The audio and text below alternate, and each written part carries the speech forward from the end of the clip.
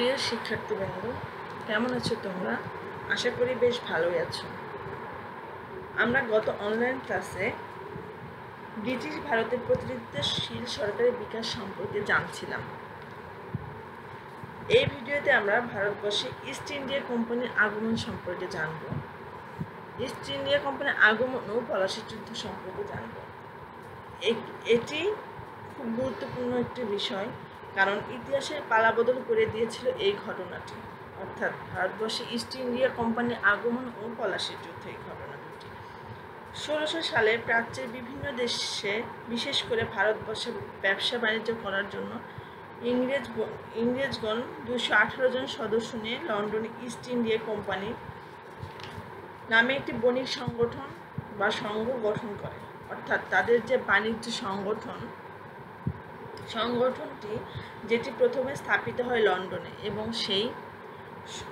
1600 সালের 31শে ডিসেম্বর এই বণিক সংঘ the government and company of merchant of London trading of East India নামে রানী এলিজাবেথের নিকট থেকে সনদ লাভ করে, অর্থাৎ অনুমোদন লাভ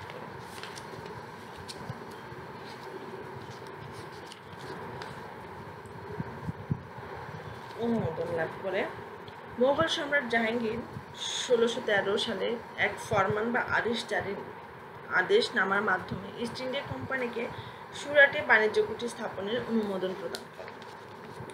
তারপর বাংলার সুবেদার শাহ সুজা ইংরেজ চিকিৎসক জিব্রাইল ব্রাউডনের চিকিৎসায় খুশি হয়ে মাত্র 3000 টাকা বার্ষিক করের বিনিময়ে ইস্ট ইন্ডিয়া কোম্পানিকে বিনা শুল্কে বাংলায় বাণিজ্য করার অধিকার প্রদান করে।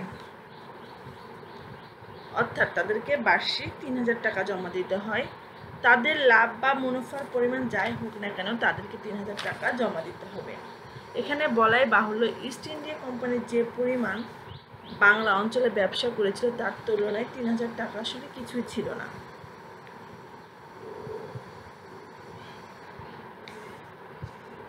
1690 সালে 24শে আগস্ট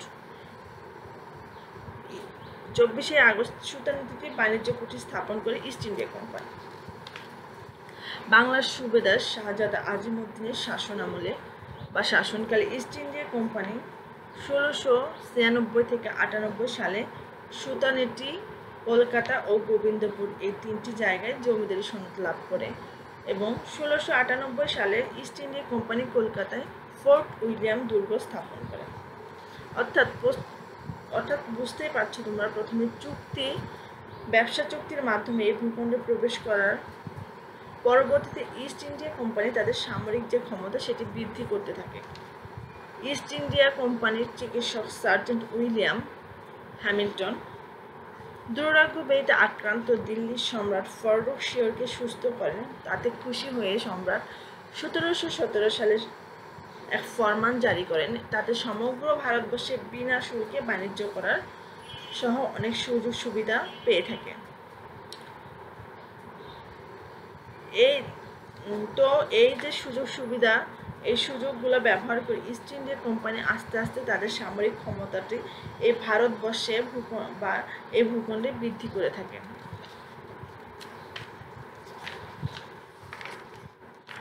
এরপর আমরা জানবো হচ্ছে পলাশীর যুদ্ধ সম্পর্কে। পলাশীর যুদ্ধ এবং বাংলা ইস্ট ইন্ডিয়া কোম্পানির রাজত্ব প্রতিষ্ঠা, অর্থাৎ খুবই গুরুত্বপূর্ণ একটা বিষয়। মূলত কিভাবে বাংলার স্বাধীনতার সূর্য অস্তমিত হয়েছিল সেটি আমরা এই ভিডিওতে জানবো। তো প্রথমে শুরু করা যাক। আমরা পলাশীর যুদ্ধ সম্পর্কে কম বেশি অনেকেই জানি, তো আমি আজকে মূল যে কথাটা এগুলো বলার চেষ্টা করব। নবাব আলীবর্দী খানের মৃত্যুর পর তার দহিত্রবান নাতি নবাব সিরাজউদ্দৌলা 1756 সালে 10 এপ্রিল সিংহাসনে বসেন, এবং তিনি বাংলা, বিহার, উড়িষ্যার নবাব হন। তো প্রচলিত যে প্রথা, অর্থাৎ তখনকার যেসব কূটনৈতিক শিষ্টাচার ছিল সে অনুযায়ী সকল ইউরোপীয় বণিক বা ব্যবসায়ীরা উপহার সামগ্রী পাঠায়। শুধুমাত্র ব্যতিক্রম ছিল ইংরেজ বণিকরা। তারা এতটাই অহংকারী এবং নবাবের প্রতি তুচ্ছ তাচ্ছিল্য করেছিল যে তারা এই ব্যাপারটিকে কোনোভাবে কেয়ার করেনি। অর্থাৎ নবাবকে যেন তাদের কাছে কিছুই মনে হলো না, বা কে নবাব হলো তাদের কিছুই আসে যায় না। পরবর্তীতে তারা কৃষ্ণবল্লম সহ নবাবের অবাধ্য কিছু কর্মচারীদের আশ্রয় প্রদান করেন, যারা নবাবের সাথে একবার প্রত্যক্ষ বিরোধিতা শুরু করে। তার মানে বুঝতেই পারছো তোমরা যে তখন ব্রিটিশ ইস্ট ইন্ডিয়া কোম্পানির সামরিক অবস্থা এমন একটা পর্যায়ে পৌঁছেছিল যে তাদের আর এই ভূখণ্ডের নবাবকে সরাসরি পাত্তা না দিলেও চলছিল, এমন একটা অবস্থা। তারপরে এই অবাধ্য ইস্ট ইন্ডিয়া কোম্পানিকে শায়েস্তা করার জন্য নবাব সিরাজউদ্দৌলা 1756 সালের 4 জুন কাশিমবাজার কুঠি দখল করেন। নবাব সিরাজউদ্দৌলা 1756 সালে 20 জুন দখল করেন কলকাতা। নবাব তার অন্যতম সেনানায়ক মানিক চাঁদের ওপর কলকাতার শাসনভার অর্পণ করে মুর্শিদাবাদে প্রত্যাবর্তন করেন, অর্থাৎ তিনি যেখান থেকে তার শাসন কার্য পরিচালনা করতেন। তারপরে তার বিরুদ্ধে ষড়যন্ত্র শুরু হয়। উর্মিচাঁদের উদ্যোগে মীর জাফর, রায়দুর্লভ, রায়বল্লভ, কৃষ্ণচন্দ্র এবং ইস্ট ইন্ডিয়া কোম্পানির এজেন্ট ওয়াটসন তারা জগৎ শেঠের বাসভবনে একটা গোপন বৈঠকে মিলিত হয়।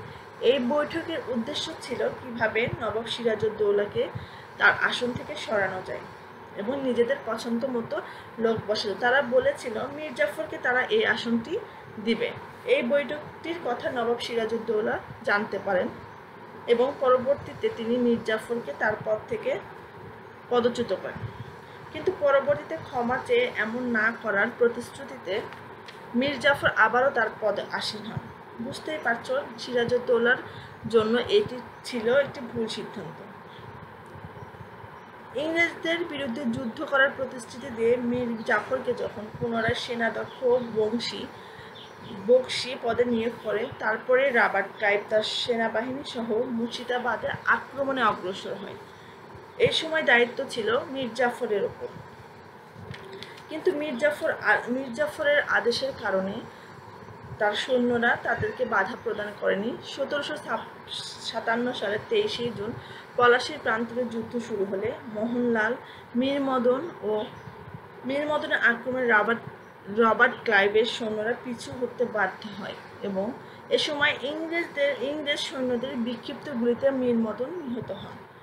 মোহনলাল ও সিলফো নবাবকে পরামর্শ দেয় যুদ্ধ চালু রাখার ব্যাপারে, কিন্তু মীর মদন যখন দেখল রবার্ট ক্লাইভ হেরে যাচ্ছে তখন সিরাজউদ্দৌলাকে পরামর্শ দিলেন যে যুদ্ধ আজকের মতো স্থগিত রাখার জন্য, কিন্তু নবাবের জন্য এটি যেন কাল হয়ে দাঁড়ালো। পরবর্তীতে যখন এই যুদ্ধ স্থগিত করার সুযোগ নিয়ে রবার্ট ক্লাইভের বাহিনী পুনরায় তাদের যে পশ্চাৎপদ অবস্থা সেখান থেকে বেরিয়ে আবারও নবাব সিরাজউদ্দৌলার উপর আক্রমণ করেন। তখন সিরাজউদ্দৌলার বাহিনী যুদ্ধে নিরুৎসাহিত থাকার কারণে মীর জাফরের